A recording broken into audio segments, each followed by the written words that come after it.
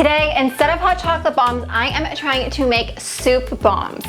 So let's get started.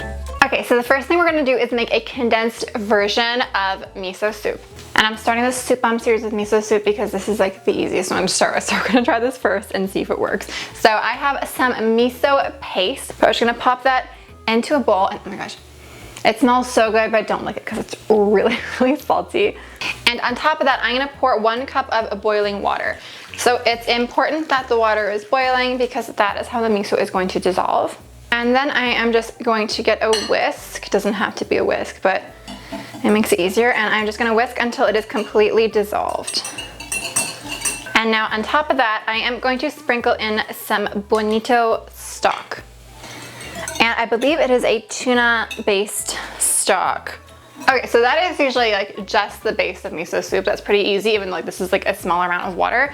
We are also going to add some wakame. And so wakame is a kind of seaweed. It's the one that you're used to in miso soup that's like very wavy and it comes dried. It looks like a tiny bit, but it's not. So I'm gonna zoom you guys in and you can see what this does. Okay, that was not as dramatic as I expected, but oh, there we go. So see, it's like getting bigger. You can kind of see. And we are also going to add some tofu. So I'm using medium firm tofu. You can probably use softer tofu if you're making miso soup that like you're just gonna eat right away, but oh, that's a lot. Okay, I'll use half. But since we're making them into like bomb shape, I'm worried that it will be too soft. So medium firm is how we're gonna go. And like, we barely need to mix it, just like, there we go. And like, that looks like miso soup, right? For the setting agent, we are going to use gelatin. And this is like the only way I can think of to make soup bombs. Like how else, if you have any other technique ideas, let me know. So I have a 1/4 cup or but probably like 3 tablespoons of water. And then on top of that, I am going to sprinkle in the gelatin. Give it a slight mix just so that all the gelatin touches the water and becomes damp. Then I just put it in the microwave for 30 seconds and as you can see, it's like liquid now. And then let's pour that into the miso soup and give it a whisk. And the reason why microwaving the gelatin is the most important thing is because this is gonna guarantee that the gelatin dissolves completely. And then in goes 1 more cup of boiling water. Okay, so I have the infamous rabbit mold here. I'm just gonna flip it over and we are going to fill our bunnies.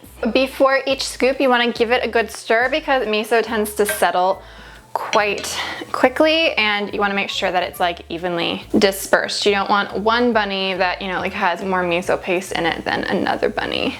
So now I'm gonna pop this in the fridge. I'm gonna put it on like a tray or something so it's easy to carry and then pop it in the fridge. Okay, so these bunnies have set overnight and now it is time to unmold. And like I might have unmolded one here, but like I was making sure that it is firm enough to be unmolded. So when you are unmolding, you just wanna gently peel the edge away first and kind of get some air in between the bomb and the wall of the mold. And then you can kind of go from the bottom and gently start to encourage it to move upwards. Not that one. That one is ugly. And we're gonna pour a 1/4 cup of hot water on top. No, sorry, a 1/2 cup of hot water on top. It is perfect and the added gelatin doesn't make it thicker. That was like my one worry, but it's like exactly the same consistency as classic miso soup. So it worked, oh my gosh. Anyways, I love you all so much for watching and I will see you in the next video.